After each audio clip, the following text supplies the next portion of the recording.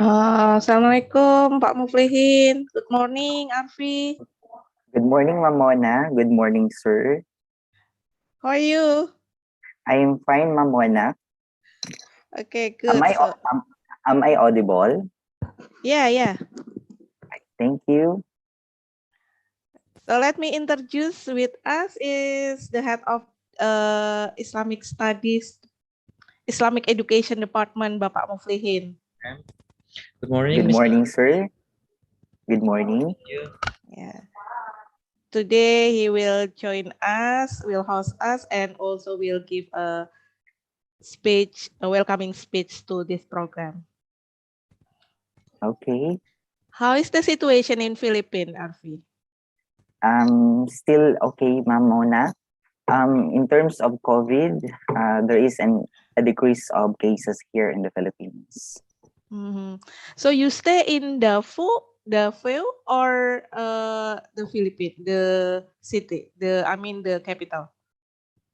I'm staying here in Davao City in Mindanao Island. I see. Yes, Mama. Yeah. I've been in Philippines maybe 4 years ago. Oh, so what did you do here in the Philippines, Mamon?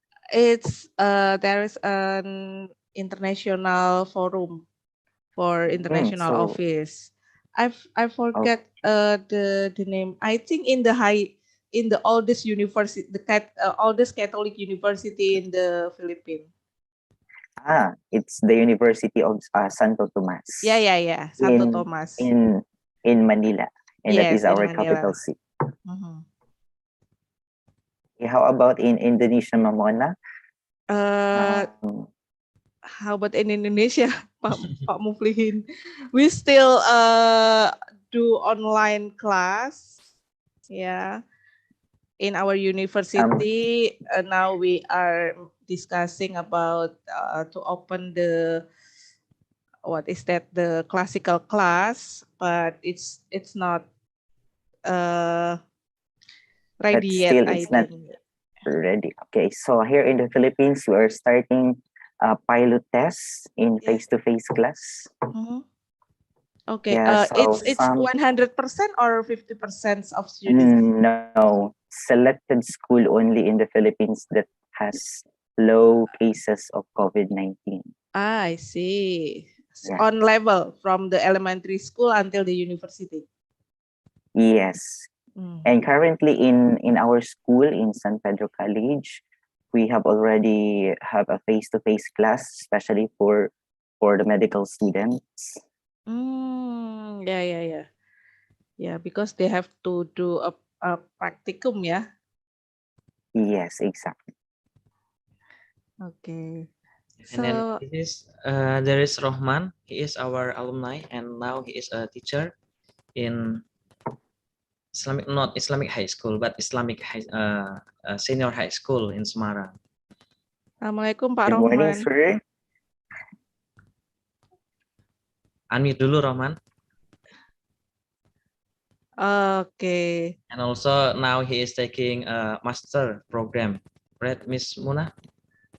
Oh, I think so. Yeah, forgot about it. I think. Okay, welcome Pak Mas Rohman. SMA 3 is the favorite senior high school in our city, Arfi. Okay. Mas Rohman ngajar apa di SMA 3? PAI, Bu. Kan jurusan PAI Unisula Oh dulu. iya. Lupa. Kan di sekolah negeri atau umum ya ada PAI, Bu. Iya. Kalau dulu saya maybe like a religion teacher ya, guru agama. Ya. Okay. So we are waiting until I will call the student to come to the class. Okay, Mamona.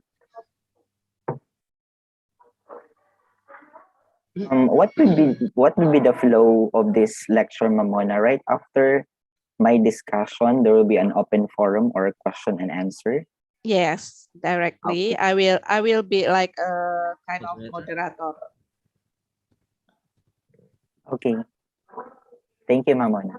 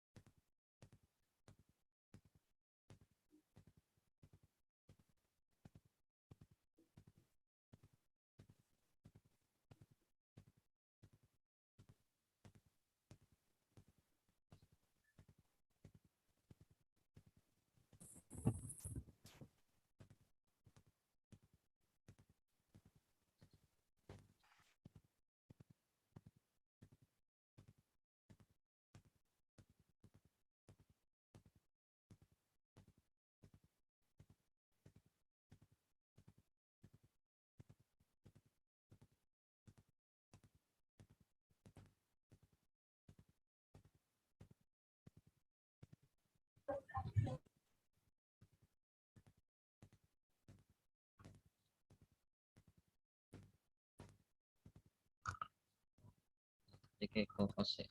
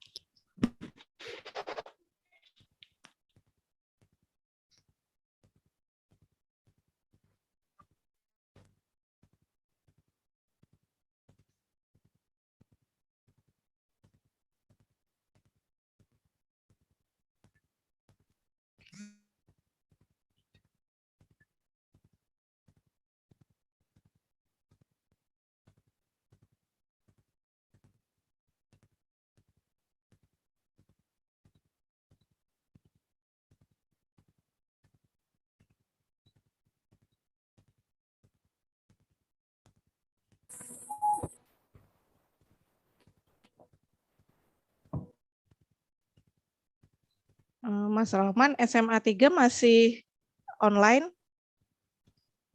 SMA 3 sekarang sudah PTM tapi terbatas, Bu. Terbatasnya gimana modelnya? Terbatasnya shift-shiftan dari kalau kemarin khusus kelas 12 saja. Sekarang kelas 11 sama kelas 10 shift-shiftan absen ganjil genap. Oh, oke Gitu. oke. Ya kayak mobil di Jakarta aja ya pakai ganjil genap. Ganjil genap. Iya. Sifatnya pagi siang atau beda hari? Mas. Di sini kan Senin sampai Jumat, kalau Sabtu buat kuliah.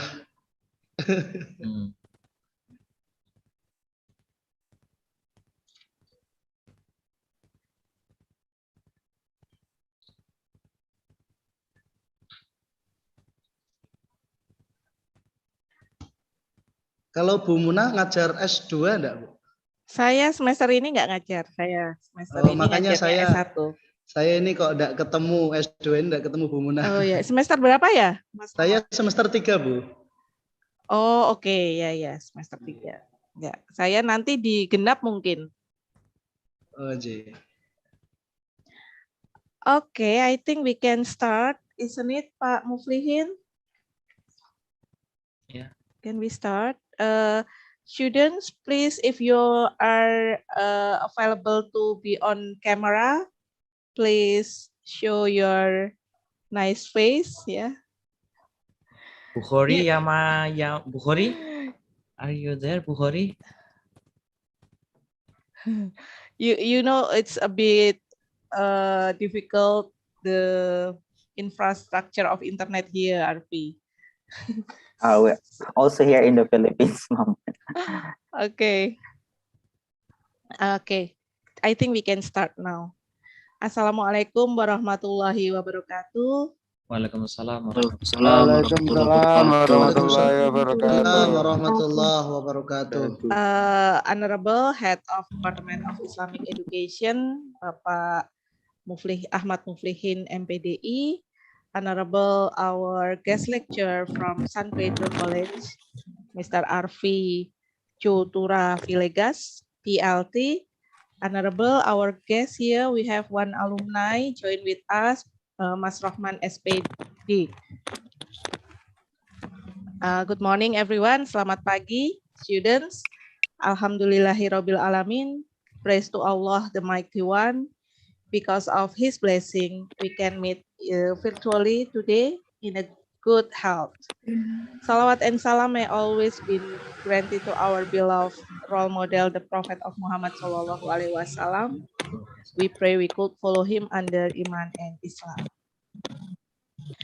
So as I informed you last week, student, that today we will have a guest lecture in my class, far from the Philippines. The Faculty of Islamic Studies have been chosen to become a host of online lectures Exchange 2020 program. Today we are very lucky to have Mr. Arvijo Turavilegas PLT from San Pedro College of Philippines. Welcome, Mr. Arfi, to Faculty of Thank you, Islamic Ma'am Mona. Studies. Thank you, everyone. Good morning to our awesome Indonesian students. Morning, Mr. Arfi. Before we start, let me tell you our agenda today of this class. Yeah, first is opening. Second is welcoming speech from Head of Department of Islamic Education.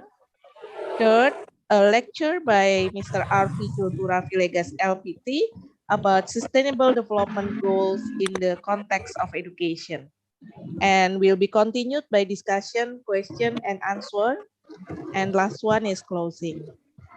So students, in the discussion session, if you difficult to say in English, don't be worried. Just say in Bahasa Indonesia, ya. I will help you to translate to Mr. Arfi, ya.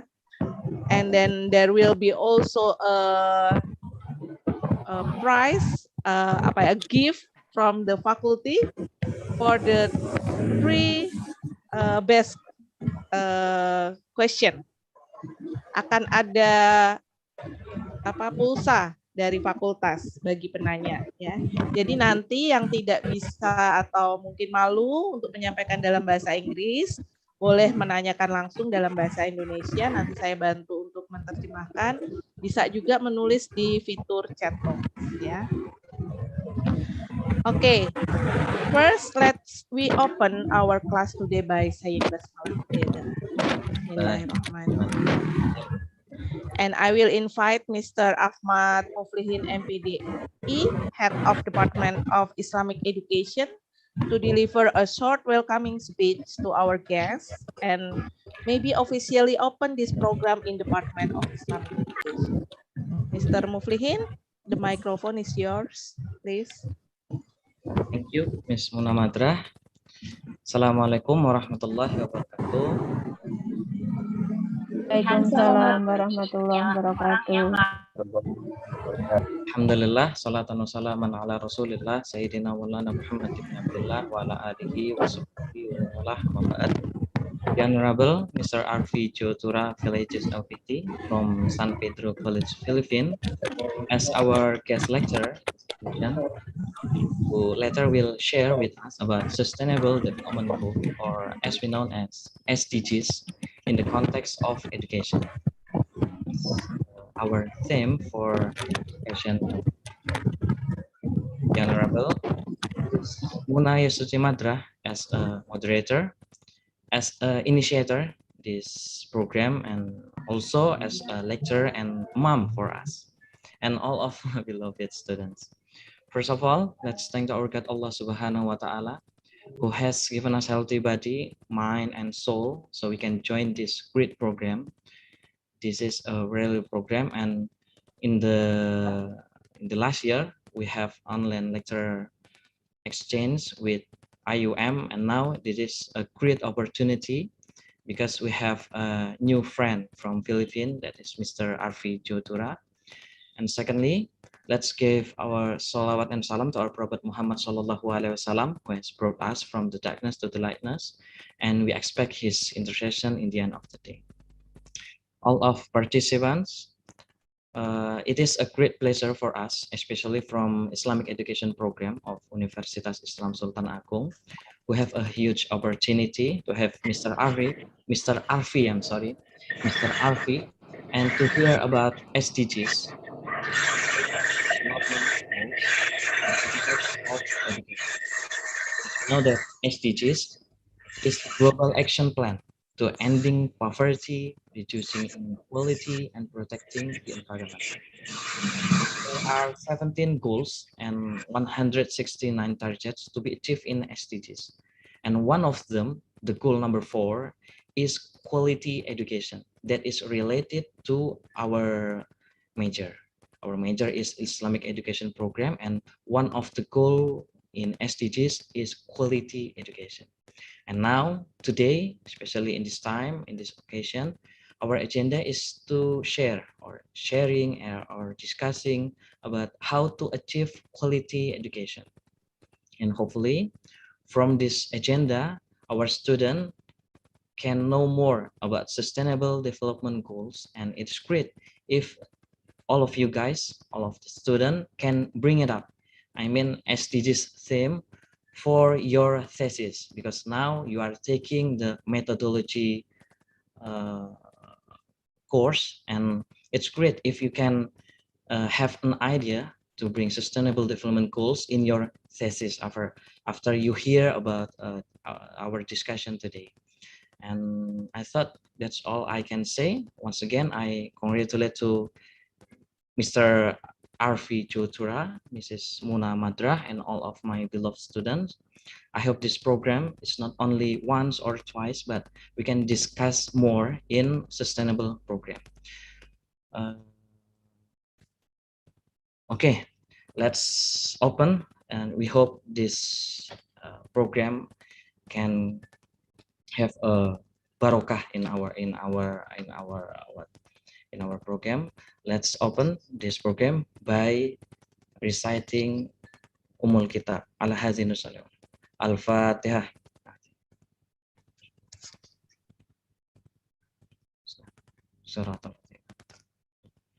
Amin. That's all from me. Thank you very much. Akhirul kalam. Billahi taufiq wal hidayah. Waridhu wal inayah. Wallahul muwaffiq ila aqwamit thoriq. Wassalamualaikum warahmatullahi wabarakatuh. Waalaikumsalam warahmatullahi wabarakatuh. Thank you very much, Pak Kaprodi. Now, let's start the class. Yeah, Mr. Arfi will deliver the class. I think he will directly introduce to you guys about himself. But now Mr. Arfi is on process writing thesis, right? So in Holy Cross College of Davao. I wish you good luck. Yes? I'm already done finishing my final defense, Mamoyna. So I'm currently I'm waiting for our graduation next year. Okay, congratulations. So thank you so much, Mr. Arfi just graduated from Holy Cross College of Davao. Congratulations. So Mr. Arfi, the screen and the microphone is yours, please. All right, so thank you so much, Mamoyna, Sir Ahmad, for this opportunity. So before we start our proper lesson, I would like to request, especially to our awesome students, if you have any questions, do not hesitate or shy to chat in our chat box, or you can unmute yourself so that you could ask the questions, right? Okay, so let me share my screen.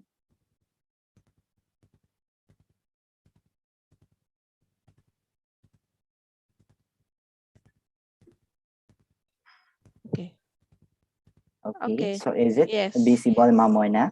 Yes. Yeah. Okay, so thank you so much. All right, so shall begin our discussion for today. So before we start, Here is our outline of presentation. First, we need to define what is sustainable development. Number two, discuss the sustainable development goals in the context of education and its target.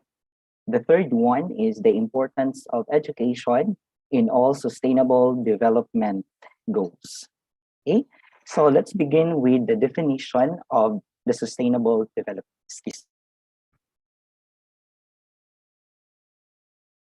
So the concept of sustainable development was popularized in 1987 with the publication of the Brundtland Report by the World Commission on the Environment and Development. So most of our definition under the sustainable development is came from the World Commission on Environment and Development. So when we say sustainable development, it can be defined as development that meets the needs of the present without compromising the ability of future generation to meet their own needs. So based on the World Commission on Environment, we need to highlight the word development. Development that meets the needs of the present without compromising the ability of the future generation. So this means that the creation of there will be a creation of system that will ensure that we are developing, and yet we are making means and ways to produce or to make sure that the future generations will still have something to work on or to do or develop, or they still have resources to create and develop that they need to their time or generation.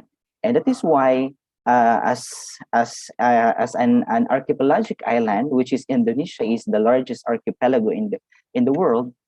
We need to preserve, right? So we need to preserve our natural resources that we have, so that in the next generation still they will enjoy it. Right. So even though we are located in the Pacific Ring of Fire, we are always getting to have typhoon, we have an earthquake or natural disaster, but still we need to become a resilient country in order for us to preserve of what we have in today's generation. Now, the next slide is this. In order for us to sustain of what we have in our country, because we believe that our resources is limited only. So in order for us to to to save that particular resources that we have in our country, we need to engage in the three pillars of sustainable development. Okay, so the first pillar of sustainable development is we have economy. So the main words that we need to focus in there is the work, money, and education. So when we say economy, it refers to subject about production, distribution, and consumption of goods and services in our country. So as we all know, Indonesia is the biggest economic growth when we say biggest in terms of GDP among the members of the ASEAN countries, because they have a good reputation in terms of their economy. So they have more on productions of their goods and services. Now, the question there, as what I mentioned a while ago, our resources is limited only. How will preserve that particular resources in order for us to secure that in the next generation they will still enjoy of what we have today?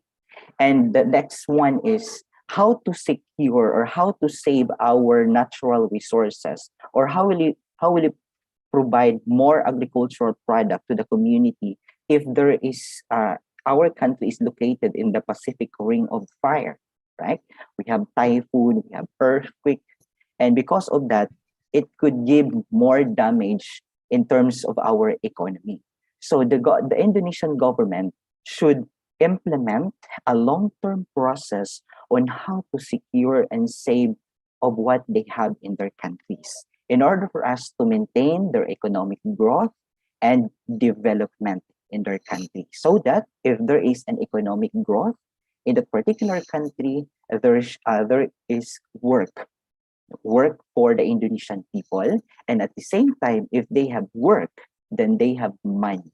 And at the same time, and the most important is giving education to the people, giving free education to the Indonesian people. Okay, so that is economy. The next pillar of sustainable development is environment. So the two words that we need to highlight there is conservation and preservation.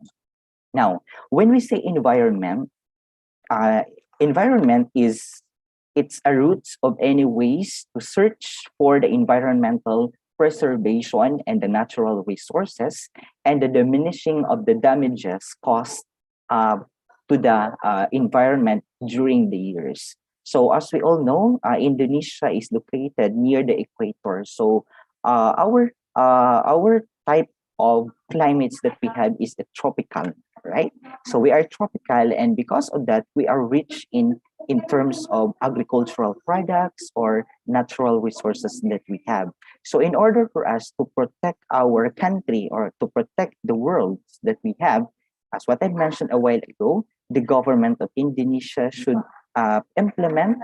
strictly implemented a long-term process on how to preserve their environment. Like for example, in order for us to sustain our beautiful tourist spot, like in Bali. So in order for us to protect that particular beautiful tourist spot in your country, we should strictly implement rules and regulations in order for us to protect our tourism spot in your country. And one of your famous wildlife there is we have the Komodo dragon.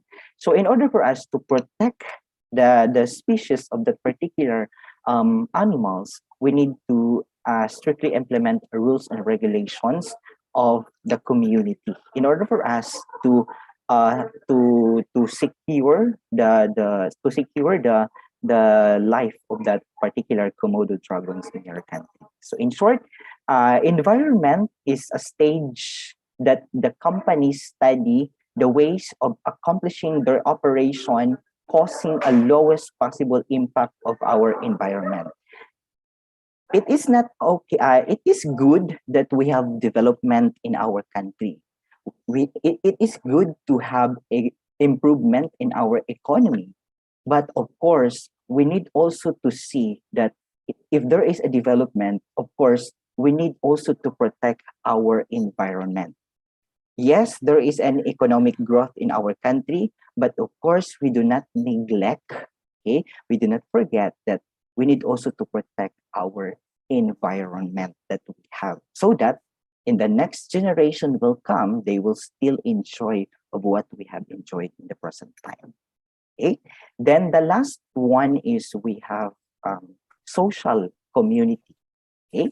So when we say social community, we are focusing in terms of peace, equality, and democracy. So, of course, as we all know, Indonesia is a democratic country. So, of course, the main responsibility of the government is to protect the people. There will be peace and order in the particular country. And if there is a democratic way of practices in your country, there will be equality among people. No matter what kind of social class you have, then because of that democracy, we have equal in our community. So when we say social, refers to a human capital. So in short, human capital, and as a creation of tools that improves the citizens' quality of life, improve the citizens' quality of life, laws to support the necessary or the necessity of the population and the development and the improving politics in the areas like education, security, and leisure for the Indonesian people. In short, if there is if the most important things the Indonesian government do to their community or to their citizen is provide an environment that stimulates the legitimate and healthy work relationship in order to favor the personal and collective development of all people involved in their countries. So, in short, for the conclusion of these three components or pillars of sustainable development, it is fundamental that the three pillars of sustainable interact among them. In short, that the economy needs the environment and the economy and environment needs social community so that there will be a harmonious way, because without the three pillars, the sustainable development or the sustainability does not support itself. Okay, each one of the pillars shows a context in which the sustainability is applied. At the same time, that one depends on the other to support themselves. And there is a saying that no man is an island. In short, we need to each other in order for us to sustain of what we have in our country. So in order for us to have a sustainable development, we need to have these three pillars of sustainability. Once again, it is economy, environment, and we have social community, right? So next, let's proceed to the next slide. So the United Nations created the 17 Sustainable Development Goals in order for us to improve the quality of life of of the people, especially to the Indonesian people. Now, but as what I mentioned a while ago, based on our topic outline, we need to focus only on the SDG number 4, which is the quality education. But before that, as what I mentioned a while ago, there are 17 sustainable development goals and 169 targets that they need to uh, finish by 2030. So the first sustainable development is we're talking about no poverty. The next one is zero hunger. Third, good health and well-being. The fourth one is we have the quality education, followed by the gender equality. Six is clean water and sanitation. Seven, affordable and clean energy. Decent work and economic growth. 9, industry innovation and infrastructure. 10, reduce inequalities. 11, sustainable cities and communities. 12, responsible consumption and production. Third, climate action. 13 rather, climate action. 14, life below water. 15, life on land. 16, peace, justice, and strong institution.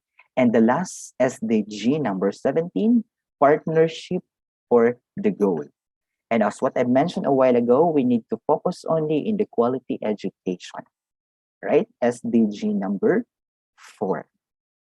Now, the main focus of the SDG number 4 is to ensure it's inclusive and equitable quality education and promote lifelong learning opportunities for all of the students.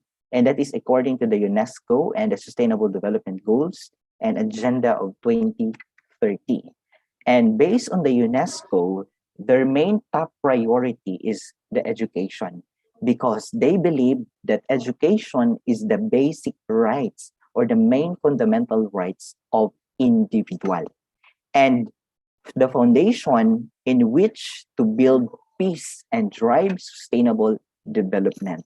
Because the UNESCO believe that if there is equality education that exists in that particular country, or like for example in Indonesia, this will be the basis or the foundation that the because of education it builds peace and drives sustainable development in different communities in Indonesia.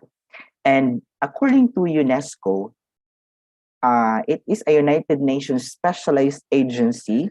They are created by the United Nations to become a responsible for spreading education, and education sectors provide global and original leadership and education. And they also responsible for strengthening the national education system in the particular countries and responsible to contemporary global challenges through education. By the help of the UNICEF and other organizations under the United Nations, they will be the one to have a responsibility to implement that particular goals in, like for example in Indonesia, to follow their rules and regulations in how to implement quality education in that particular country.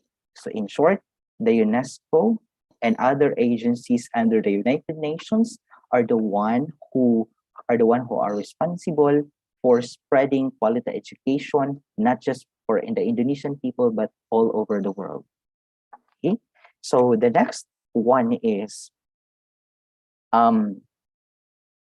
under the SDG number 4, the road to achieve the economic goals or education goals adopted in November 15, there will be a participation of our national government. In short, the national government will be the one, there will be the one to strictly implemented of what particular economic goals that we need to implement in their countries, or like for example in Indonesia. So in short, the national government are the partner of the UNESCO and the UNICEF in terms of implementing economic educational goals in your country, so that all citizens of your country will follow what they have implemented by the government. So in short, provides guidance to the government and partners on how to turn commitments into action. And that is based on the Education of 2030 framework for action. And take note that the UNESCO is the responsible for coordinating the international community. So they are the one, or they are the special agency created by the United Nations.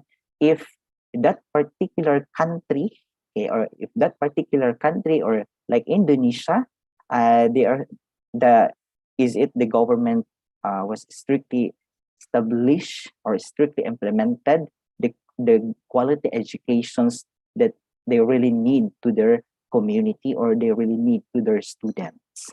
Okay, and of course the UNESCO also will be the responsible if that particular economic goal achieved by the partnership of different organizations, policy guidelines, capacity development, and of course they will be the one to monitor if that if that education goal that was implemented in Indonesia is still aligned in the economic goal created by the United Nations. Okay, so that's the roadmap to achieve the economic goal. The next one is, so based on the UNESCO again and the SDG goals, while the government hold the main responsibility to ensure the rights of quality education, the 2030 agenda is a universal and collective commitment. And it is compulsory to all members of the United Nations. I guess there are 193 members of the United Nations. And of course, they will be obey and follow that particular SDGs that was implemented by the United Nations. So the government, or the national government, will be the one will be the responsible for ensuring if the right to quality education in your country. So the government will be the one to be responsible if that particular education that was implemented in your different localization in your country still align, okay, align to the education goal created by the United Nations. Now, in order for us to fully implemented that quality education in Indonesia, the government, or it should be required political will of the government. So the government should prioritize, right? The government should prioritize this education for the community in order for us to create global and regional collaboration and the engagement of all governments. Of course, according to the SDG number 17, we need to have partnership in order for us to, to fully implemented the quality educations that really needs to your country. So there is a civil society, there are private sectors, youth, or other multicultural agencies under the United Nations to help and to improve their education, especially to the developing countries. Okay, and meet the challenges and build a system that are inclusive, equitable, and relevant to the learners. Education that relevant to the learners in the 21st century, and based on their education goal, they will make a student to become a globally competitive or a well-rounded student. Okay, so now let's proceed to the next slide. Now, as what I mentioned a while ago, um, um, the quality education ensure inclusive and equitable quality education and promote lifelong learning opportunities for all. And that is why, in order for us to fully accomplish the SDG number 4, there is a target under this SDG number 4. So the first SDG target 4.1 is free primary and secondary education. Based on the agenda of 2030, ensure that all girls and boys complete free, equitable, and quality primary and secondary education, leading to relevant and effective learning outcomes. So, meaning to say that the government or our government should prioritize the free primary and secondary education in our country, because that will be the foundation of the education and learning of our students. And that is why the government should implement free education starting from the kindergarten down to the elementary level, then to the secondary level. Okay, as what I mentioned a while ago, it is very important because this will be the foundation of their learnings, and that learnings will be applied when they are in the tertiary level. Okay, and once again, it is crucial period for the student that they should provide quality education so that they will become a good student someday. Okay, the next target is the 4.2, equal access to quality free primary education. So, equal access to quality free primary education by 2030, they ensure that all girls and boys have access to quality early childhood development. As what I've mentioned in 4.1, target 4.1, it is a crucial stage for a student, for a young student to take their education. And that is why the government should implement a quality education that ensure the learnings will become fully learned someday. Okay, and another is it develop care and pre-primary education so that they are ready for primary education. Okay, so the government should have a big role in implementing a free access of education, especially in the pre-primary education. And take note, in order for us to have equality education, we need to select also a competitive teachers, a competitive faculties in order for us to maintain, to sustain equality educations that needs to our student in the 21st century. The next target 4.3, equal access to affordable technical, vocational, and higher education. Of course, we are not just focusing in a 4 years degree courses, but of course, the real skills of an individual. And that is why we have a technical vocational schools, which is that is really need in the 21st century learners. So by 2030, they believe that ensure equal access to all women and men to affordable and quality technical, vocational, and tertiary education, including university. So that one of the best example is if you enroll in college, make sure that you select a course that demand demand in our country, so that right after you take your education, right after your graduation, you could easily apply your job, because that particular course that you take during your tertiary level, it is very very needs to your country. So in short, as a student, we need to think of what is the best way in order for us to, right after our graduation, we could easily apply job and we are not jobless, so that we could easily help especially to our family, and at the same time we are helping to improve the quality of life of your country, and you are helping to improve your country at the same time. Now, the target 4.5, increase the number of people with relevant skills for financial success. And of course, as we all know, we are now in the technological era. Okay, we are now in the technological era, and most because of the pandemic, we are forced to stay in our house, right? Because of the lockdowns and because of the rules and protocols that was implemented by the government, so we are now in our house. So it is relevant. We need to think of what relevant skills that very needs to our economy right now. So what possible skills, okay? Like for example, online selling. Online selling.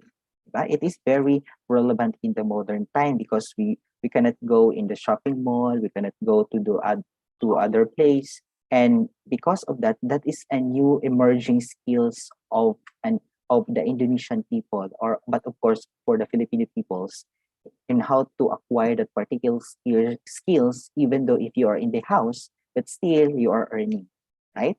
So yeah, and as what I mentioned, by 2030, um, sustainability increase the number of youth and adults who have relevant skills, including technical and vocational skills for employment, decent job, and entrepreneurship. Um, if you could still remember, there is a based on the UNESCO, there is a organization in Indonesia that hailed as awarded as a UNESCO Japan Prize on ESD in November 2015, and that is the Hayagari Centre.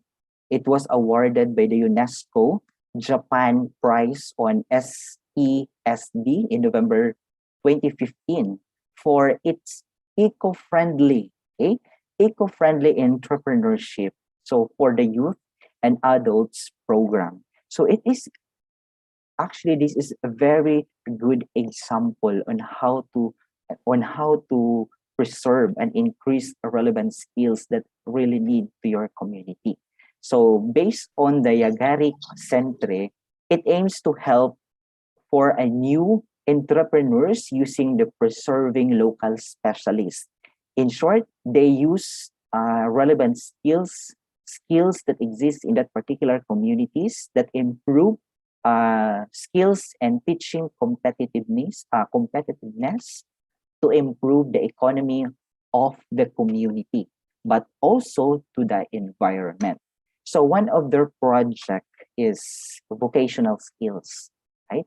So vocational skills such as handicraft, right?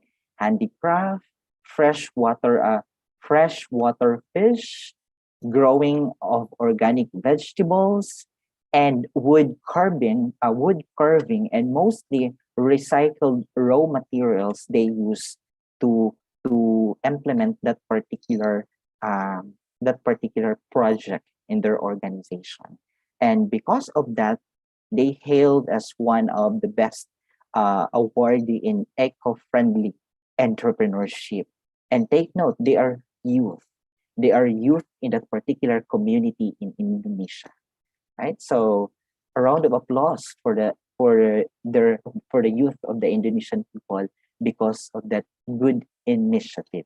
And maybe that will be the starting point on how to become a sustainable community.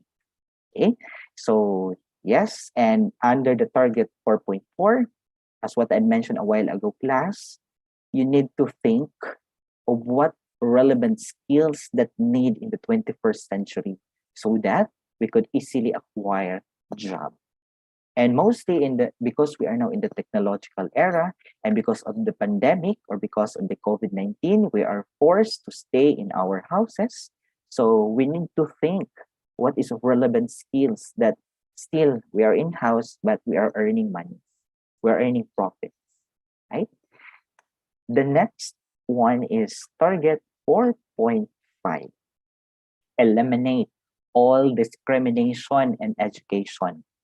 Eliminate means eradicate that particular discrimination in education.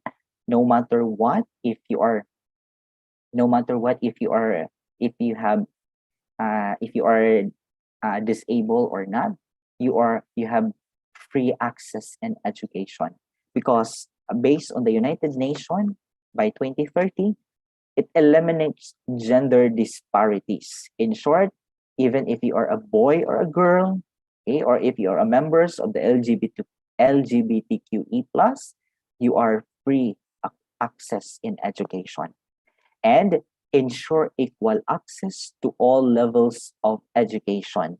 As what I mentioned, no matter what gender you have free access in education. In terms of vocational training for all vulnerable young. Even if you are adult, you're still you can free access in education. And that is one of the main objective of the of a vocational training schools because the people, if that particular people have no job, then they will enroll in the vocational skills or vocational training schools in order for us to learn handicraft, right? Proper planting of vegetables, and at the same time, they will sell it in the market. Then they will have a profit. Okay, and at the same time, including person with disabilities. Okay, and indigenous peoples and children in vulnerable situation. One of the best example of eliminate all discrimination in education in the Philippines, we have, especially in Mindanao, it is the melting pot of tribal communities in the whole Philippines. So most of the people here are tribal groups, and they are belong in the indigenous people. And the government ensure their protection in entering in education in our country. And that is why they created the NCIP, the National Commission of the Indigenous People. They are they are the agency of the government to ensure the protection of the cultural of the indigenous people who enrolled in that particular school in the different school in the Philippines. And at the same time also we have Department of Social Welfare. They are the one who responsible to take care the children the children if that particular children they don't have parents or they have already neglected by their parents and they are the vulnerable ones, and that is why the government ensure the protection of these children or street children in our country. Okay, so the next target is target 4.6. Target 4.6 is universal literacy and numeracy. So, according to the United Nations, by 2030, okay, um, ensure that all youth, okay, and the substantial proportion of adult, both men and women, achieve literacy and numeracy.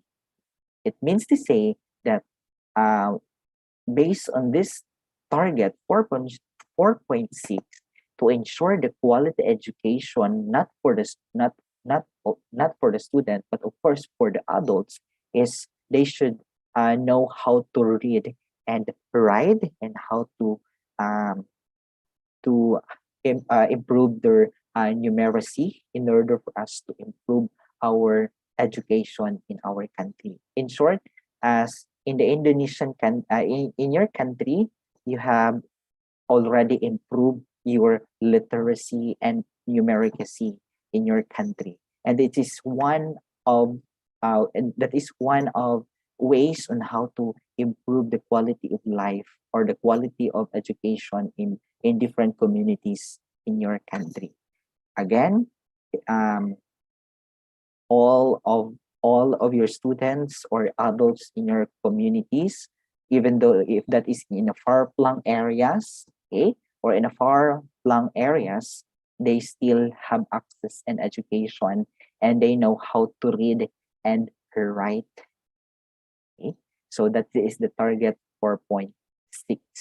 The target 4.7 is education for sustainable development and global citizenship. So by 2030, they ensure that all learners acquire a knowledge and skills needed to promote sustainable development. So it means to say that we need to be we need to create a plans to we need to create a platforms that transform our student to become a globally competitive, a well-rounded student. Okay, when we say a well-rounded student, in terms of emotional skills, they will overcome it. In terms of different aspect in life, they will overcome it. In terms of problem solving, they will overcome it. And one of the best example of target 4.7 is what we are doing right now. Okay, the exchange lecture from other schools, from other countries, from Indonesia and Philippines, to become a global citizenship. Okay, so and also we have COIL. Now we have COIL in exchange student from other universities, or from other schools and universities in other countries, to exchange that particular student and enroll that particular and listen to that particular lecture by the professor or teachers that they have. So once again, target 4.7 help to develop, including others, through education for sustainable development and sustainable lifestyle. It means to say, if you all become a global citizenship, you could understand human rights. You could understand gender equality. You could understand promotion of culture and peace and non-violence, to become a global citizenship, appreciation of cultural diversity, and of cultural contribution to sustainable development. So in order for us to understand each other, no, we need to apply cultural relativism. That cultural relativism do not easily judge that particular culture without examining it. So, in the eyes of cultural relativism, there is no superior and inferior culture in our country. To become a global citizenship, you could understand that there is equal, okay, there is an equal opportunities for all, especially in terms of different socioeconomic status that we have. The next target is the 4.A. Okay, the 4.E is build and upgrade inclusive and safe schools. So, of course, the main responsibility of the government is to ensure the quality of educations that we have. And of course, to implement the quality educations that we have, we need to build and we need to improve the facilities that we have. So we need to upgrade our facilities that really need to the 21st century students. Okay, so building and upgrade education facilities that are the child and the disability and the gender sensitive, and provide safe, non-violent, inclusive, and effective learning environment for all. Make it sure that it is a child-friendly classroom, okay? A disability-friendly classroom, and at the same time, there is a gender sensitivity presence in your campus or presence in your school. Okay, so as what I mentioned, in order for us to implement quality education, we need to upgrade our facilities in our schools. The 4.B target is expand higher education scholarship for developing countries. And of course, we could not deny the fact that there are a lot of countries that still developing in terms of their economy, but of course, in all aspects. And that is why all of the organizations created by the United Nations must create a scholarship program, okay? A scholarship program for helping the student in that particular country, so that if they will help that particular countries, there will be a possible that there is a changes happen in their country. So in short, it is good to have a scholarship program so that that particular student cannot acquire education because they don't have money, they don't have funds to enroll themselves in education. Then there is a scholarship program for the private and public sectors in your government. So in short, by 2020, substantially global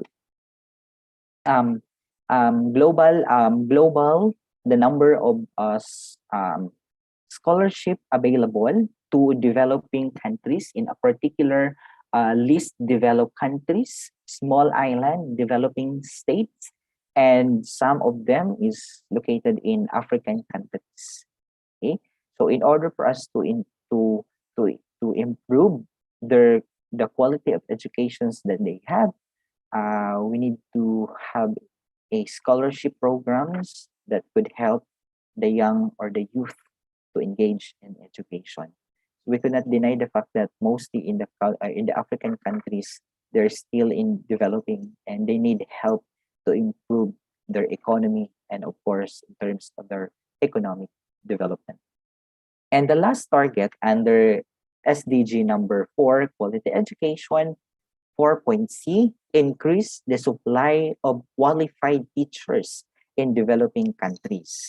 As what I mentioned, we are not just creating a global competitive student, but of course we need also to have a qualified teachers. Okay, we need to have a qualified teachers to teach in a developing countries so that they will help to improve that particular country. So in short, substantially increase the supply of quality teachers, including through international cooperation. And as what I mentioned a while ago, it is very important for us to improve the quality of education in our country. We need to have a partnership, partnership schools from other countries or from other universities in order for us to acquire of what is their best practices in that particular country so that we will apply it in our country. And of course there will be a possible that there is a changes in their educational system in your country. And that is why in order for us to provide equality graduates, we need to also to supply qualified teachers to teach in that particular countries or to teach in that particular university or school. Okay, so I guess that will be the last target under the SDG number 4. Now let's proceed to there are some infographics, that uh, the importance of education in all sustainable development. Today, more than 262 million children and youth are out of school. So 6 out of 10 are not acquiring basic literacy and numeracy.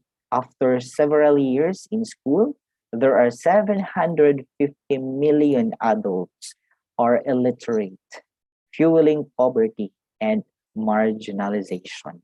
And that is according to the UNESCO 2021. And because of that particular problem, the education and the global goals hashtag fund education by in September 2015, all members of the United Nations or all 193 world leaders committed to 17 global goals for sustainable development to end extremely poverty, fight inequality and injustice, and protect our planet by 2030. So nowadays we are having only 8 years to accomplish and to attain that 17 global goals. So education is essential to the success of every one of the 17 new goals. And as what I mentioned a while ago, education is the bridge of all seven sustainable development goals. In order for us to attain that 17 global goals, we need to have education. Why?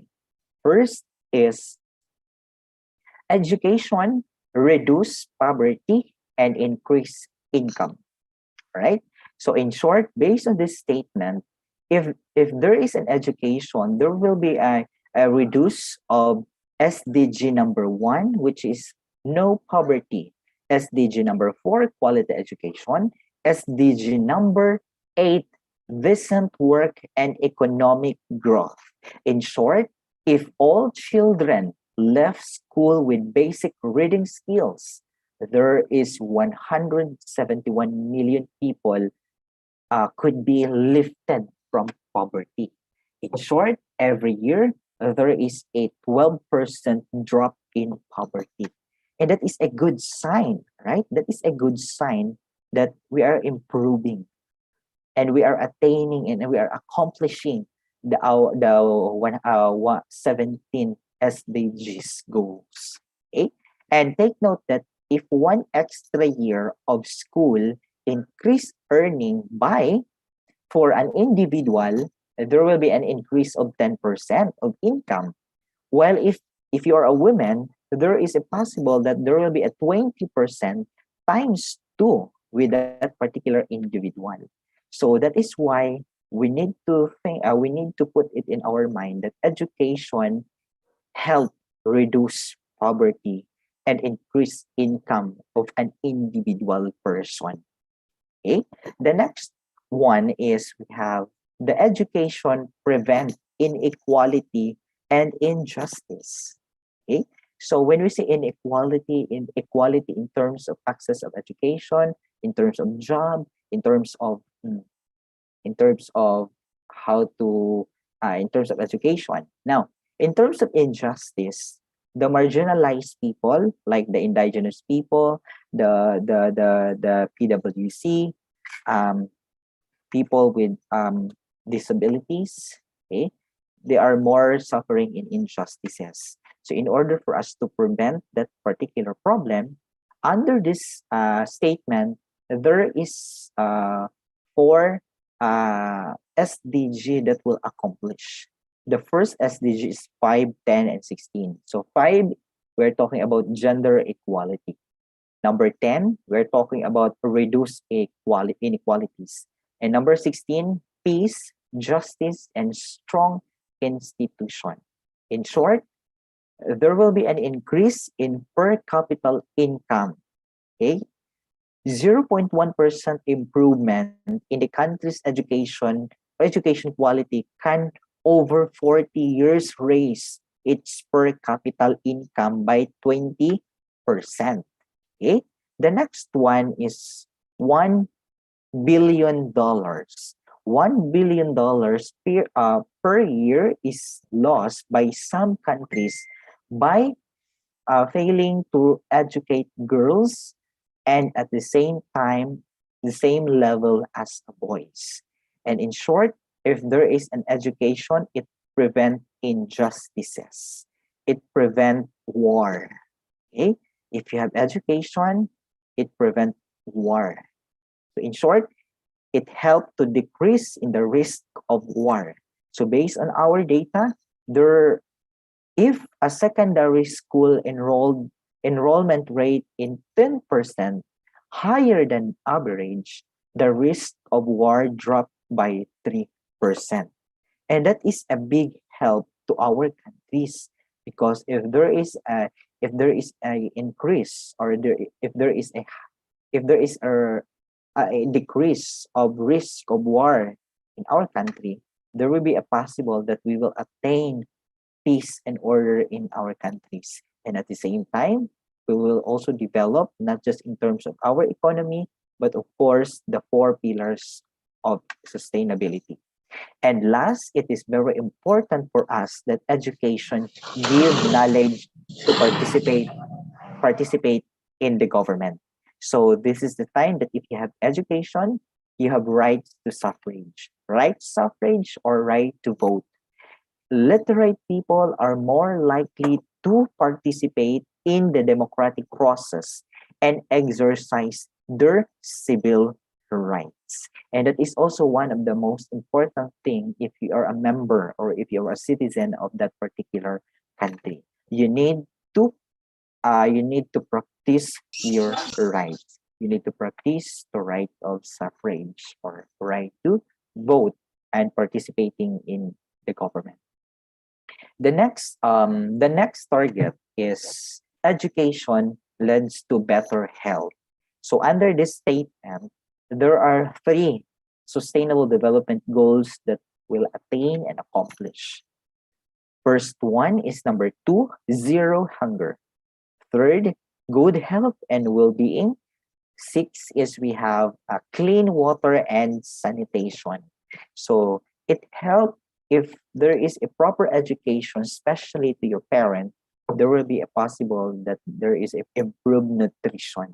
So the mother education improves her children's nutrition, especially as she seek higher level of schooling.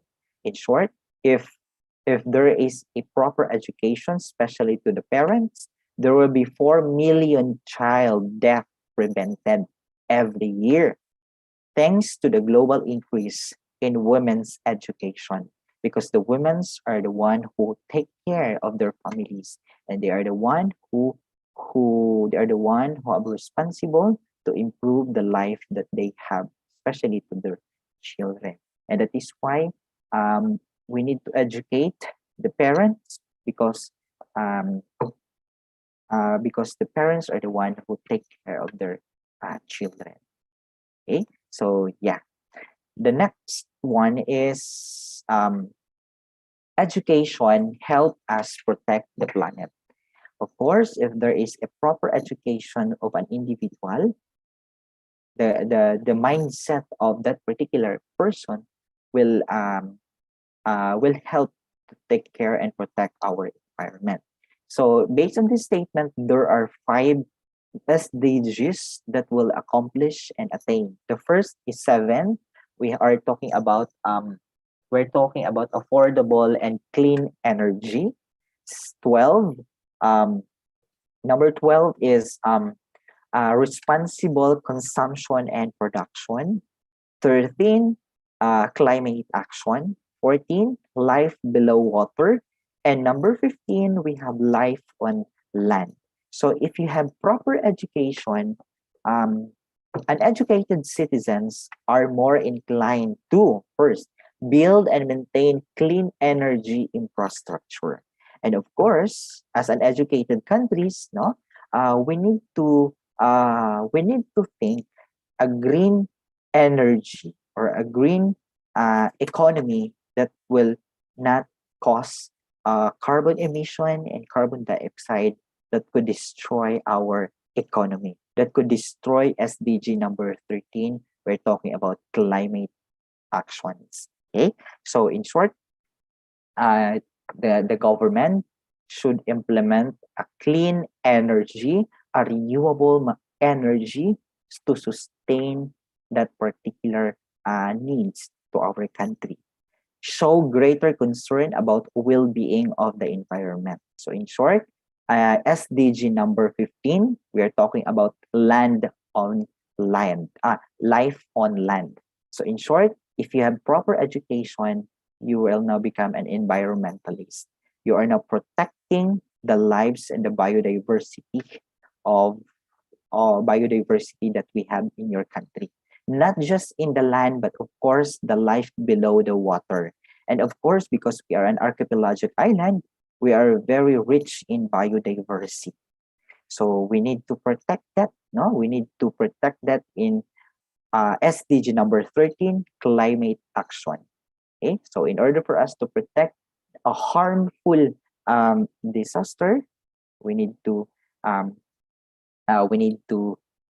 implement strict regulations and plans in order for us to uh, take care of our environment. The next one is use energy and water more efficiently. Okay, and of course, take note that we need to reuse, recycle, and reduce. Okay, that's the most important thing. Then lastly, it increased environmental concern. So environmental concern, a study of 29 countries found the percentage of people concerned about the environment increased with education. They believe that there are 25% with less than a secondary education.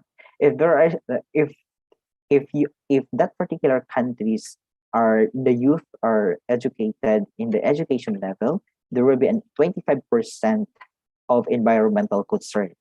The next one is with a secondary education, there will be a 37% increase of environmental concern. And with the tertiary level of education, there will be an increase of 46% of environmental concern. Okay, so that's the education help us to protect the planet that we have. And I think this will be the last part, second to the last part. Education drives sustainable growth. Okay, so it helps to accomplish and attain SDGs number 9 and number 11. Number 9, industry, innovation, and infrastructures. 11 is sustainable cities and communities. And of course, if you have proper education, it drives to sustainable growth in that particular community. A country's inhabitant become better educated, they are more likely to make cities and human settlement. And in short, they will target to accomplish goal number 9. Industries improve their industries. There will be a creation of innovation and more infrastructure, green infrastructures. Then, of course, in terms of SDG number 11, sustainable cities. As what I mentioned, they created cities and human settlement, inclusive and safe, resilient, and sustainable communities. And that is education drives sustainable development. And the last and the most important is education requires partnership. As what I mentioned, to accomplish and to attain these particular goals, we need to have a partners. We need to have a partners from other schools, from other universities, or from other countries to implement numbers SDG number 17. We are talking about partnerships for the goal. Partnership for the goal for education is getting quality education to marginalized children.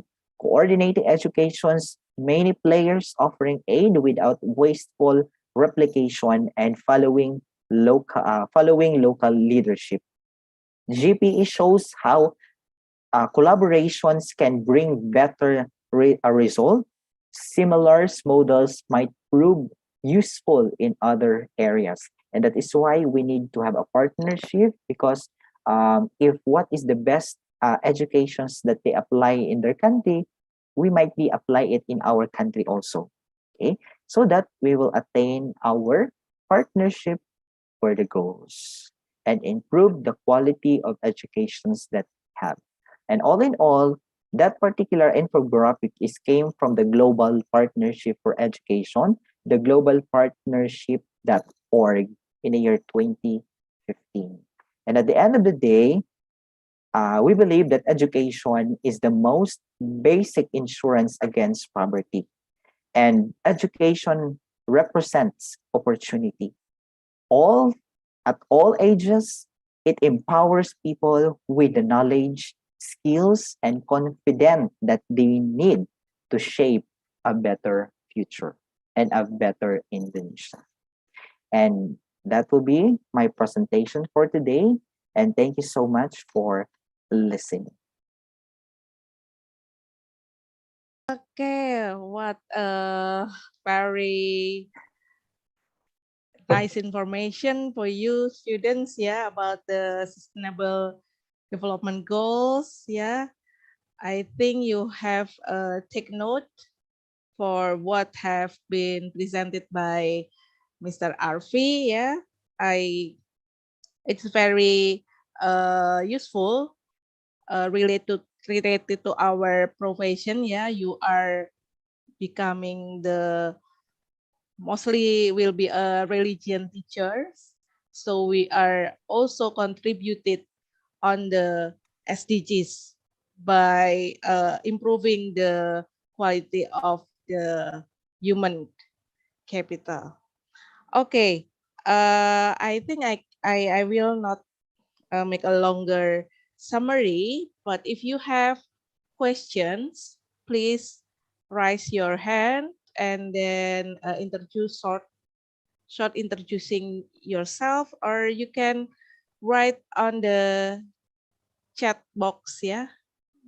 And don't worry to asking in bahasa Indonesia. I will try my best to translate it into English, or maybe Mr. Arfi already knowing a bit about bahasa Indonesia. So please, students. Hey, don't be shy, student. Please ask questions. Do you have any clarifications or questions that pop up in your mind? Oh yeah, for your information, Mr. Arfi joined with us also some lecture from our department. So maybe our college also have question. Feel free to ask and I use think this there occasion. I think there is one student. Correct me if I'm wrong. How to read your name? Warsia. Oh, she's lecturer, our college, our I'm sorry. colleague. That's okay. I'm sorry. Yes, Uh, Because I'm yes. young, Mister. Because she's I'm Yes. young. very I'm still young, young. so maybe you guess it that she's student. So please, Ibu Arsia. Yes, ma'am. Okay, thanks. Thank you for Mr. Arfi, useful information for your presentation. I will to discuss, not asking about this discussion about SGD. Based on presentation, you talk about there are several indicators that must be achieved to realize sustainable education. But I haven't found what competency what to be given or what to be achieved from sustainable education to the uh, uh, pupils or students. What competition? Um. And Uh, once again, can you repeat, yes, ma'am? okay. Based on your presentation, you talk about the several indicator that must be achieved to realize sustainable education. Yes, but I have not found. Um, saya belum ya menemukan what the competency or what to be achieved student in the world might be from sustainable education. I see your presentation about the gender persamaan ya, equality. But how do you think about competency to the Okay, so student you're if I if plan and do sustainable education? Thank you. Okay, thank you, ma'am. You are talking about what competencies that could acquire by the student in order for us to maintain a sustainable development in terms of quality education. Am I right, ma'am? Okay, so as we all know, in the Philippines, we have it depends on the level of the students of what competencies that really need to apply by a particular student. So in short, that in every year level, there is an exact competency that could apply in that particular student. Okay, so in order for us to sustain, okay, to sustain a sustainable development, we need to become a globally competitive student nowadays. Okay, so when we say become a globally competitive student, we need to engage not just in as problem solving, but at the same time, the student will become a holistic. Okay, a student must become a holistic individual because nowadays there is a lot of problems that exist in our community. So as a student, you need to become a holistic individual. You need to become you need to become flexible. Okay? You need to become a flexible individual so that you will overcome you will overcome the problems that exist, especially when how to improve the quality of education in your country or also in our country. So in short, as a student, it should be a holistic individual. Is that clear enough, Ibu Warsia?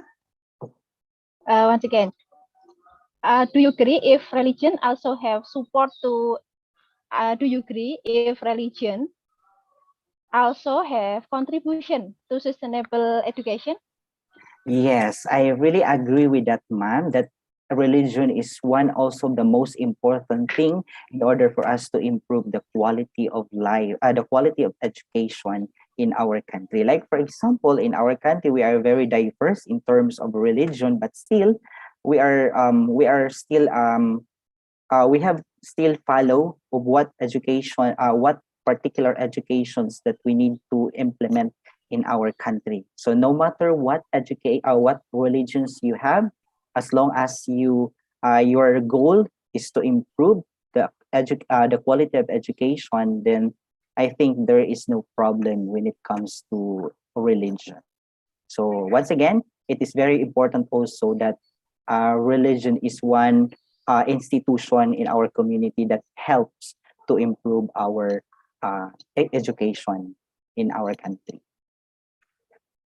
Okay, so it is our obligation, Ibu Warsiah, Pak Muflihin, to make the department is a competence to the religion, especially for Islamic religion Yes, teachers it in Indonesia. it is good also, Mamona, that you need also to create a competency which is aligned to your religion that the student will easily understand of what is the main objective of this particular course.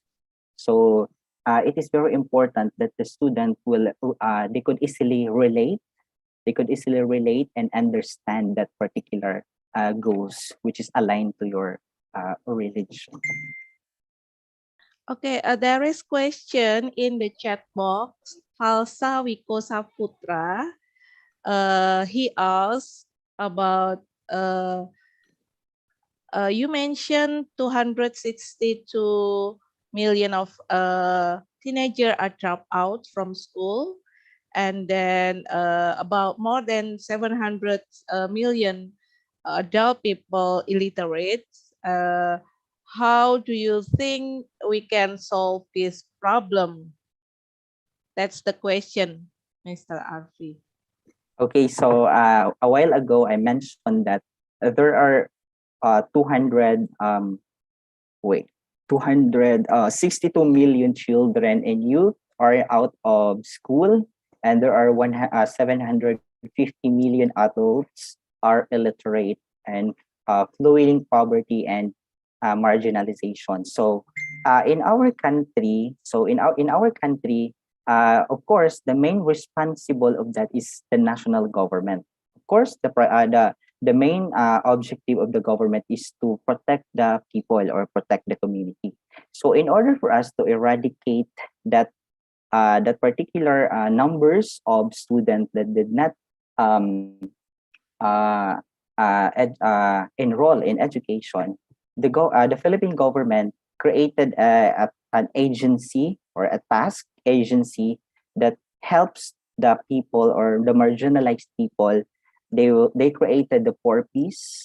Okay, that particular purpose is they give a subsidy to the subsidy to the Filipino people to help the education of their children.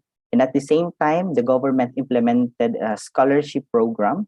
Okay, they implemented a scholarship program for a qualified student. And recently, under the Duterte administration, the government created the universal education for pre-tertiary education for all the students. So in short, in order for us to eradicate the increasing number of uneducated students, okay, so I think the government should implement and strictly implemented rules and regulations to help how to improve and decrease the number of uh, unenrolled student in our countries. So in short, and also we need to have a partnership countries, okay, a partner countries that could help to eradicate that particular problems in our country. So I guess that's one of the best practices that applied here in our country. Oke, Falsa, bisa difahami? Itu tadi bagaimana kebijakan-kebijakan di Filipina diterapkan untuk mengurangi ya atau mengantisipasi atau menyelesaikan permasalahan dropout dan putus sekolah dan apa namanya melek huruf ya, melek baca tulis. Falsa, bisa difahami? Oke, kita masih punya mungkin sekitar 10 menit. 10 menit. We still have about 10 minutes. So please, students, use this opportunity to ask. Yeah.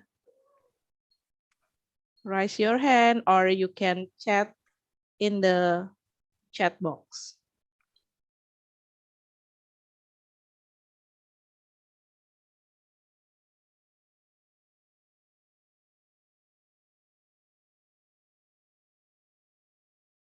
Right? I guess. Okay, Okay. I think one.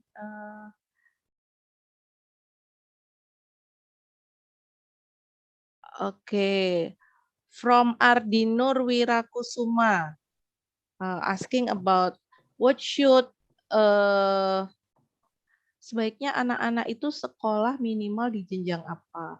What do you think the basic level of school that children should gain? Is it elementary school or senior high school or junior high school or senior high school?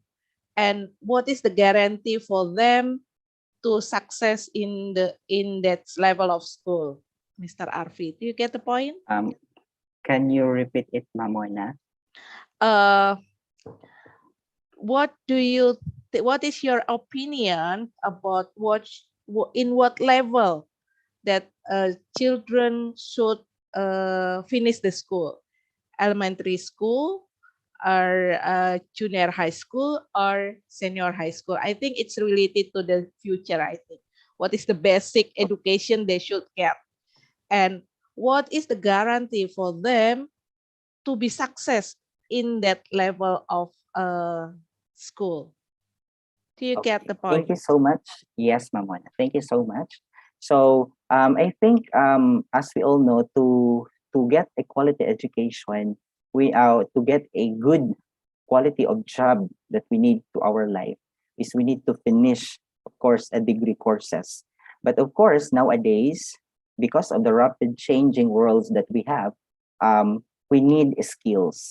We need a relevant skills in our economy. So the question is, what is a good sign if elementary or junior high school or senior high school?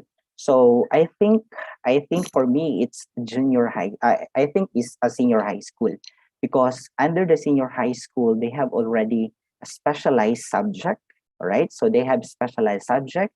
I don't know if what specialized subject in your country, but here in our country we have STEM, we have ABM, we have also a UMS, and we have tech book and vocational skills for the student. And mostly, I think as what I mentioned, senior high school, it is because most of the skills in the present time is more on vocational schools, and also we are offering vocational schools in the senior high school, and that is also I think it is equivalent to a diploma because after you graduate in senior high school under the vocational schools, you could easily apply a job in our country. I don't know what exactly in your country what specific specialized subject that you offer in your senior high school, Mamona. I Or I think we have the same. We have also the okay, vocational school in the level of the senior high school. of senior high school. Okay. So yes, and of course they as what I mentioned, to continue my answer, it guarantees for the student that they will not if they graduate in senior high school, especially in a vocational schools, they have a guarantee to easily acquire a job because that particular skills is really need in our uh, in our in our economy today, especially in our industries. So in short, we need to have a relevant skills in order for us to get a job. So yun, I guess that is my answer, Mamona. Oke, Ardi. Jadi menurut Pak Arfi, ya sebaiknya memang sampai university course ya, tapi itu juga tentunya sangat tergantung dengan situasi dan kondisi masing-masing. Tetapi minimal paling tidak yang disampaikan Pak Ardi tadi adalah mungkin untuk apa namanya menghadapi masa depan yang semakin challenge untuk kita, maka senior high school itu mungkin apa namanya kompetensi yang diharapkan untuk anak-anak saat ini ya, karena di bawah SMA itu ada skill-skill yang diajarkan ya untuk apa namanya untuk mencari pekerjaan dan skill-skill lainnya. Bagaimana, Ardi? Bisa difahami ya? Ya bisa Bu, terima kasih. Thank you. Once more ya question dari Devi Robiah. Mr. Arfi, what do you think about the implementing the sustainable development goals in this pandemic situation? Yes, can you repeat it, Mamona? I'm sorry. Okay, what do you think how to implement the sustainable development goals in this situation of pandemic? Okay, so thank you. How to implement the 17 Sustainable Development Goals in the time of pandemic. So as we all know, one of the most recent public health emergencies of the global concern is the COVID-19 pandemic. So mostly of our, especially to our education sectors are closed down because of the COVID-19. So the question is how to implement the 17 Sustainable Development Goals. So, like for example, here in our country, although we are there, all of the schools and universities in our country is closed down because of the pandemic, they still have or they still have implemented a quality education. Based on the United Nations of 2020, they introduced different social media on how to continue a quality education, even though if we are in our house, we are in home, right? So we have the Google Class, we have the Zoom, we have we have different social platform that still we could continue our education throughout our students. So in short, even though if there is a pandemic, we should not stop by implementing the sustainable development goals in our country. Although there is a pandemic, but still we need to implement this particular SDGs. Like for example, another example, we are still protecting the environment in the Philippines because one of the top priority of the Philippine government is to save the Boracay Island, right? So that's the time of the pandemic. And at the same time, the government want to save the Manila Bay because there's a lot of trust and waste. And still, we are continuing implementing SDG number 13,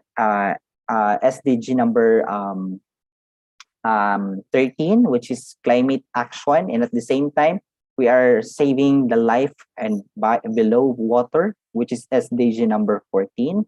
And at the same time, SDG number 15, the life on land. So in terms of environment, and at the same time, still there is a gender equality in terms of education in our country because all of our students still acquire education even though if they are in their houses, because under the Department of Education they created, although all of the public schools in our country are closed down, but still the education there is still here because they created a platform or they created modules for the students, and the teachers will be the one to give it to the students in house to houses. Okay, so I guess for me, uh, the best way on how to implement the sustainable development in our country, it should be the government itself. The government should be the one to continue and strictly implemented about the 17 goals in our countries. So I think that will be my answer, Mamona.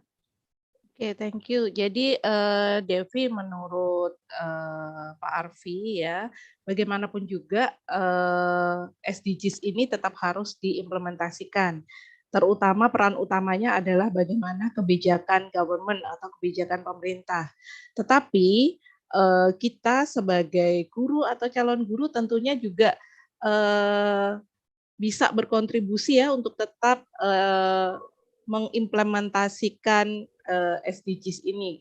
Maka kita harus berpikir untuk memastikan bahwa quality education have to be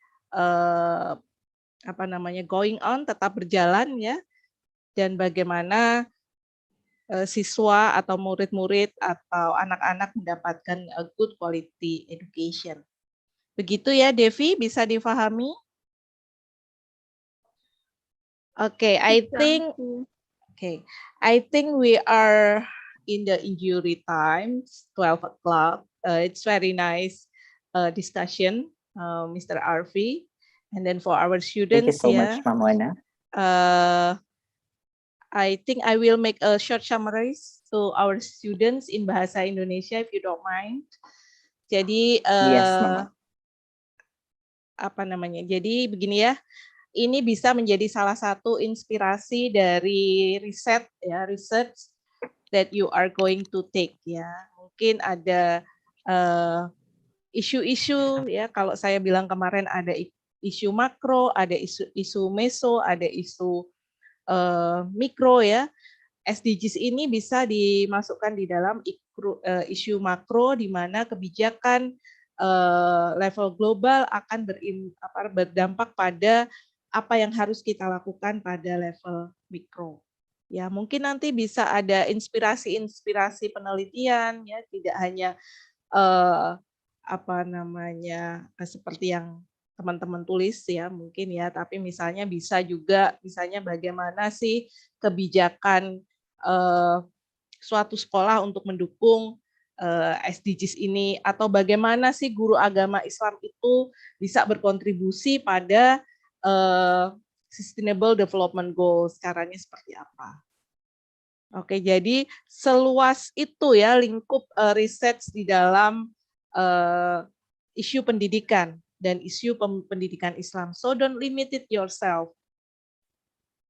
Kembangkan ya, mudah-mudahan apa yang kita diskusikan hari ini bisa membawa inspirasi untuk teman-teman sekalian. Okay, now we are going about finish our class today. Thank you very much for your attention. Thank you very much for Mr. Arfi. It's very nice Thank you so class much, today, Mamona. and I think it's very useful for our students. Stop dulu Bu. Yes. We take picture together. Oh, all right. We're taking picture. You take a picture, Pak. Yeah. So please on your camera. For the students to turn on the video.